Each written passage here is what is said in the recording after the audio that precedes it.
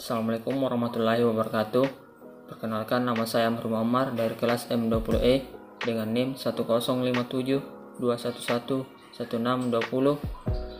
Prodi Manajemen, Fakultas Ekonomi dan Bisnis, Universitas Muhammadiyah Makassar. Baiklah, di sini saya akan menjelaskan resume materi saya tentang peramalan dengan teknik komposisi. Baiklah, langsung saja kita ke video pembahasannya. Peramalan dengan teknik dekomposisi. Salah satu teknik peramalan yang dapat digunakan adalah teknik dekomposisi. Dekomposisi dapat diartikan memecah data time series atau data deret berkala. Pemecahan yang menjadi dasar dari teknik dekomposisi yaitu memecah data menjadi beberapa pola dan mengidentifikasi masing-masing komponen dari data time series secara terpisah. Tujuan dari pemisahan ini adalah untuk membantu agar terjadi peningkatan ketepatan peramalan. Selain itu, pemisahan ini juga dapat membantu analisis atau peramal dalam memahami perilaku data time series lebih baik. Metode dekomposisi juga dikenal dengan metode deret waktu. Data deret waktu atau time series adalah data yang disusun sesuai dengan waktu urutan baik berupa hari, minggu, bulan, tahun, dan lain sebagainya. Artinya urutan waktu ini memiliki pola gerakan yang dapat diikuti dan diketahui. Pola gerakan dapat bermacam-macam. Apakah pola yang dulu naik, lalu pada waktu yang akan datang pola gerak data kembali naik, atau bisa juga sebaliknya. Pola-pola gerakan data bisa saja berulang, berfluktuasi, atau bisa juga tidak teratur. Ramalan dengan menggunakan 4 komposisi ini digunakan untuk mendapatkan nilai forecast masa depan.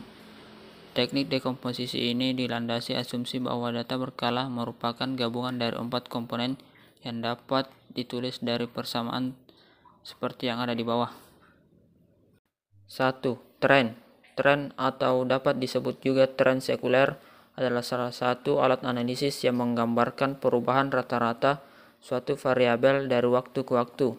Perubahan ini berupa gerakan jangka panjang yang memiliki kecenderungan menuju pada satu arah tertentu, yaitu arah naik atau turun. Jika kecenderungannya berupa perubahan rata-rata yang menuju pada arah naik, maka disebut juga tren positif. Sebaliknya, jika kecenderungannya berupa perubahan rata-rata menuju arah turun, maka dapat disebut juga tren negatif. Ada beberapa metode yang dapat digunakan dalam menentukan nilai tren, antara lain tren linear, tren parabolik, dan tren eksponensial. Penjabaran mengenai tren sebagai berikut. Yang pertama yaitu tren linear.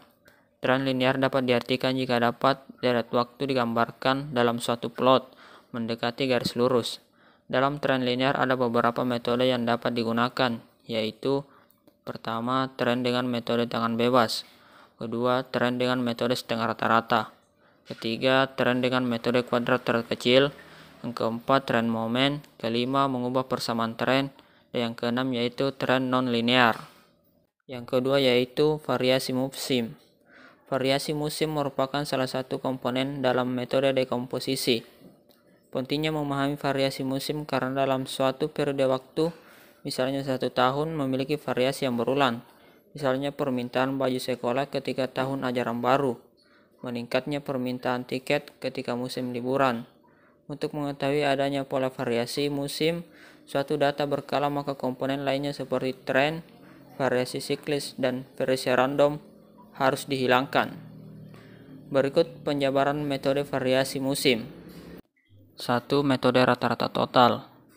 Cara untuk melakukan perhitungan metode rata-rata total yaitu sebagai berikut. Pertama, menghitung jumlah nilai masing-masing semester, kuartal, atau bulan. 2. Menghitung nilai rata-rata dari jumlah nilai. 3. Menghitung nilai indeks. Kedua yaitu metode rata-rata sederhana. Cara untuk melakukan perhitungan metode rata-rata sederhana sebagai berikut. Pertama, menghitung rata-rata setiap kuartal. Kedua, menghitung persentase total terhadap rata-rata. Dan yang ketiga yaitu menghitung nilai indeks. Ketiga, metode persentase terhadap tren. Cara untuk melakukan perhitungan metode persentase terhadap tren sebagai berikut. Pertama, menghitung tren penjualan. Kedua, menghitung persentase penjualan real terhadap tren penjualan. Ketiga, menghitung rata-rata nilai median. Keempat, menghitung total rata-rata nilai setiap kuartal. Dan yang kelima yaitu menghitung nilai indeks. Dan yang keempat yaitu metode presentasi terhadap rata-rata bergerak. Cara untuk melakukan perhitungan metode presentasi terhadap rata-rata bergerak yaitu pertama menghitung jumlah bergerak selama 1 tahun dan letakkan pada pertengahan data.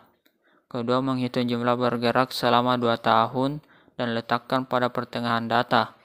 Dan yang ketiga itu menghitung rata-rata bergerak dengan membagi dengan 8 triwulan. Yang ketiga yaitu menghitung presentasi penjualan real terhadap RRB. Yang kelima yaitu menghitung median dari nilai PPRR-RB. Dan yang keenam menghitung rata-rata median. Dan yang ketujuh yaitu menghitung nilai indeks. Peramalan merupakan bagian integral dari kegiatan pengambilan keputusan manajemen. Hampir setiap keputusan yang dibuat oleh manajemen menggunakan pertimbangan peramalan. Peramalan digunakan untuk pembuatan kebijakan, pengadaan bahan, penjadwalan, persediaan investasi dan penjualan. Penggunaan peramalan ini pada dasarnya adalah untuk memprediksikan apa yang akan terjadi di masa yang akan datang sehingga dapat mengantisipasi kemungkinan terjadinya hal-hal yang tidak diinginkan yang dapat menimbulkan kerugian.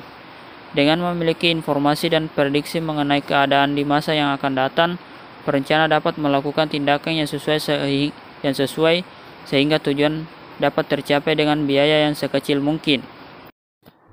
Dekomposisi populer di kalangan praktisi peramalan karena mudah dimengerti dan mudah untuk dijelaskan ke pihak lain.